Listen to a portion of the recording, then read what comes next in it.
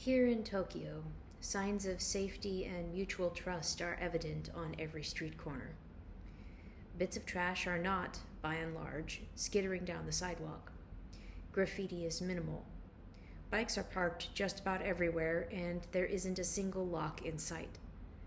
As far as I understand it, the Yakuza, Japanese mob, are indeed real, but I've also been told that unless you're actively trying to buy drugs or insulting heavily tattooed people in the Roppongi area, it is unlikely you'll ever have a problem with them. Children as young as 4 and 5 walk, jog, and dart up the street without any obvious parental oversight. In fact, some of them are moving so fast it's clear they are on their own and have a destination to get to, else they would move slower or wait for their parent or caretaker to catch up. I've had at least one 7 or 8-year-old kid zip by me on a bike in a manner that was obviously too purposeful and fast for there to be any adult trailing them. The Japanese don't seem afraid to let their kids roam the city independently. There are homeless people here, but when I see them, none evoke fear or even wariness. They aren't behaving erratically or accosting people. They do not have the aura of unpredictability about them that screams warnings throughout my nervous system. About a month into our stay here, Sergey and I were looking for a late-night snack and approached a 7-Eleven.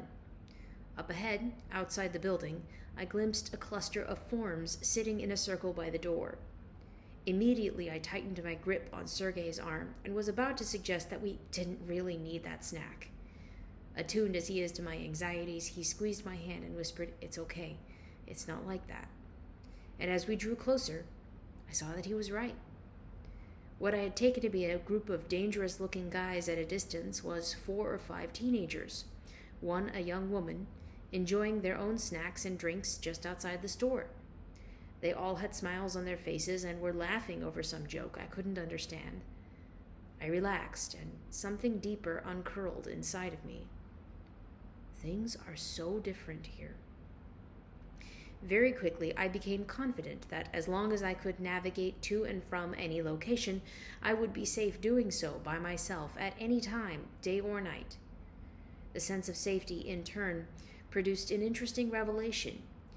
My hatred of city life was all sour grapes. Up until now, I have always wanted to get out of major cities. I thought of my home city of Los Angeles as an angry, fearful place where the weather was best summed up in the words, baked depression. The park at the end of my street in North Hollywood was not a place I could go at night because everyone knew that drug deals went down there when it got dark. Seattle felt a little bit better for the few years I lived there, but I carried my mistrust and fear with me like a shield when I scuttled between work, home, and the grocery store, and I don't think I was wrong to. Spring, on the outskirts of Houston, was a little better again, but so unfriendly to pedestrians that a car was required to get anywhere at all. I'd flick a dismissive hand at the window. Who needs it?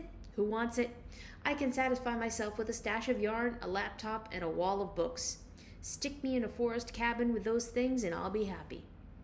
I would begrudgingly admit to wanting a nice coffee shop nearby and missing the beach, but that was the extent of nice things I had to say about the city. Great place to visit, I'd often say of Los Angeles. All that may still be true, but with this sense of safety and the ease of transportation in Tokyo, I am finding a whole other side to myself that absolutely loves exploring the city. I needed some sweaters and pants.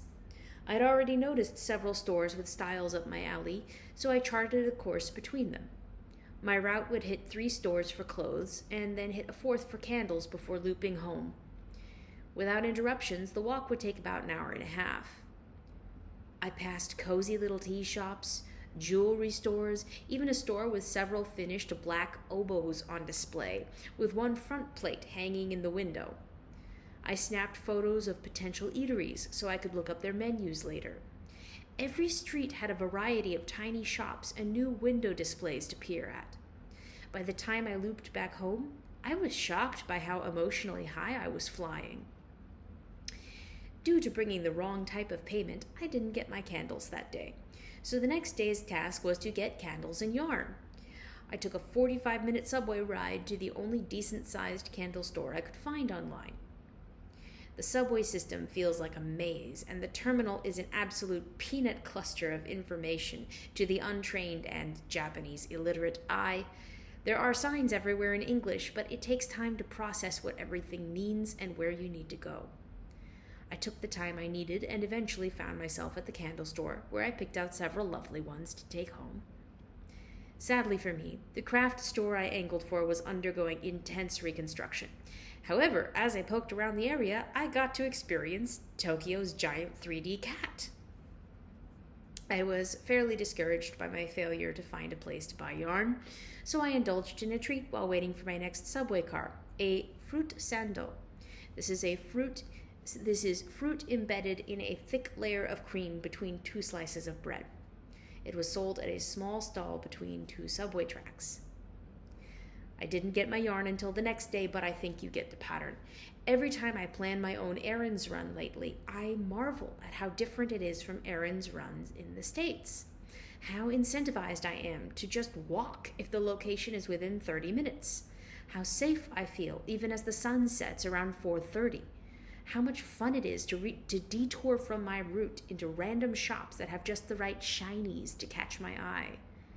You can't really explore random shops from a car, and if you're a woman on foot and the sun is setting, you start to feel pressure to head home if you felt safe to go out alone in the first place. Travel in packs or with a key between your fingers, right? Not here. This level of trust is the mark of a sort of wealth that I feel most cities in the U.S. lack. I may have to worry about earthquakes and typhoons while I live here, but at this moment, I think I'm happy to make that trade-off.